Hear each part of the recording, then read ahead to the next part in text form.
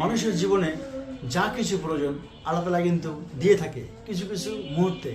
যেমন আজকে জুমার দিন, আজকে এমন একটা দিন গরিবের হজ বলা হয় শুক্রবারকে।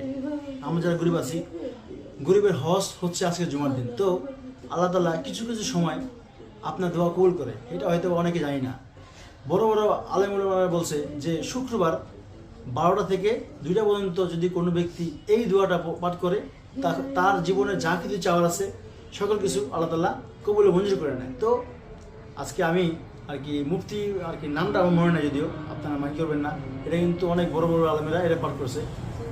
ইয়া হাইয়ুম ইয়া কাইয়ুম একটা বড় একটা আল্লাহ রহমতের নেক ফুরসাত। ঠিক আছে, যদি কোনো ব্যক্তি দুপুর 12টা থেকে 2টা পর্যন্ত এই দোয়াটা পাঠ করে তার জীবনে যা কিছু চাওয়ার আছে এই দোয়াটা পাঠ করার পরে যদি আল্লাহ চায় অবশ্যই আল্লাহ তাআলা কবুল করবে। এটা আমি নিজে প্রমাণ এবং আমি নিজেও পাঠ করি। তো আপনারা চেষ্টা করবেন যে সবাই এই দোয়াটা পাঠ করার জন্য। তো আশা করি আপনারা সবাই পাঠ করবেন আর বেশি বেশি করে এই দোয়াটা আপনারা শেয়ার করে দেবেন। আসসালামু আলাইকুম, আল্লাহ হাফেজ।